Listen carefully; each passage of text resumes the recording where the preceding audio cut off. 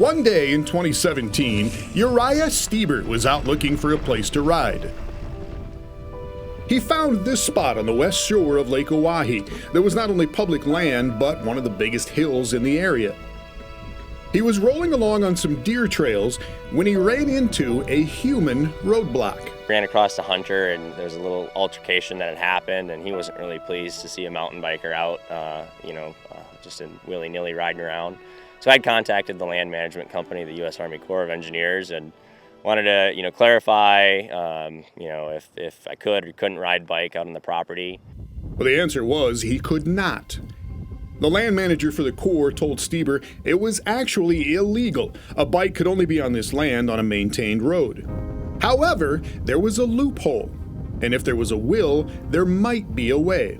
He had offered up just offhand right as we were about to get off the phone. He said, but, if you wanted to build mountain bike trails out there, that's something that might be able to happen. And I had, laughed thinking, okay, haha, we could build mountain bike trails.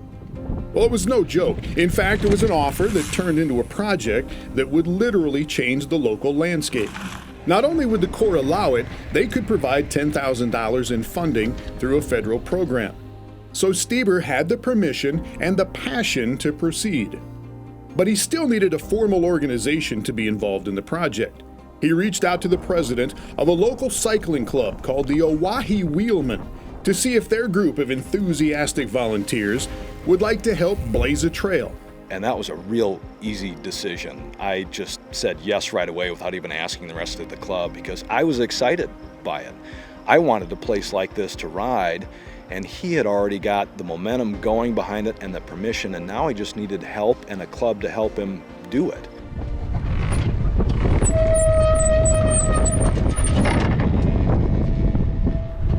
So, in the spring of 2018, the real work began.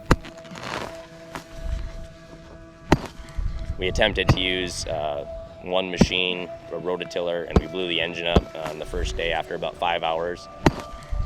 It has all been hand-built trail. Using Pulaskis and McLeods and plain old shovels, they carved bench cuts into the slopes to provide just enough room to ride. Down to the dirt tread line is a foot wide at the most. And then the mower path goes on either side of that so that you can see where you're going and see what's on the trail ahead of you.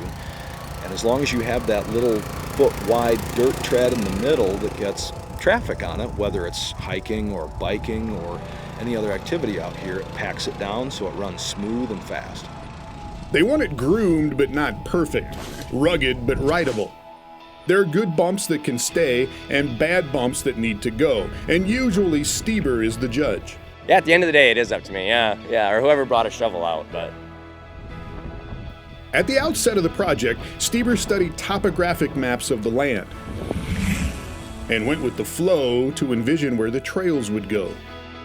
And what's really cool about the bluffs like this along the river is we're 400 foot in elevation, and we follow just the river the whole way down. So it's that same thing. It's just like being in a roller coaster, riding along the river, unless you're going the other way. In 3 years, they have completed close to 5 miles of trails, and the Oahe Wheelmen have put in close to 500 volunteer hours. I jumped in and bought a large weed eater, and I spend a lot of time out here. It's hard work, but it's also rewarding. I love this prairie. I think these bluffs are gorgeous. I love riding out here, and because I love riding out here, I love working to make sure I get to ride out here. This is my church. I love this. This is therapy to me. I love being outside, digging in the dirt. I've done it since I was a kid, and I never want to stop. When I'm running that weed eater, I can't hear my phone. And so it's just that buzz and the beauty of what's around you, and it's serene. It's a place of serenity for me to be out here, whether it's working or riding or just out here hiking or even just showing it off. It's really a place of beauty that I find very relaxing. The group is more than willing to share their creation with others. The trails can be used by runners and walkers and hikers and bikers and dogs. The trail system has added value to the land and created an attraction. The local chambers of commerce and the Missouri River Tourism Organization have helped get the word out about the trails and lured riders from all over the state. And Steber still looks back with a sense of serendipity to that phone call 4 years ago. I mean, it was amazing that he offered that up, and it's funny at this point, to look back and just think that, something that could have ended as, no, you can't ride your bike, turned into, now we have a whole new trail amenity here in Central South Dakota, so it's pretty neat.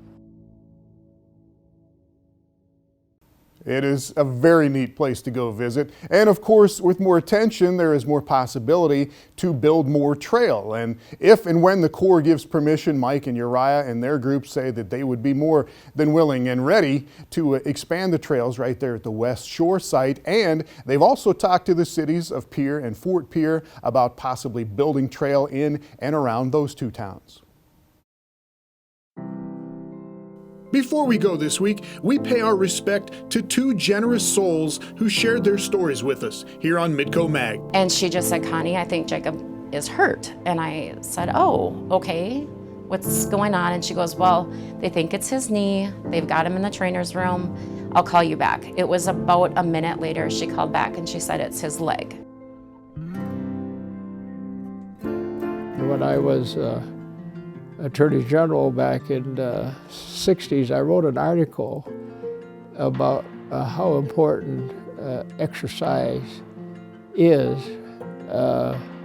and what it will do for you. I said it will make you a better person and you'll live longer. And everybody laughed, well, how do you know that? Well, I know it because I do it.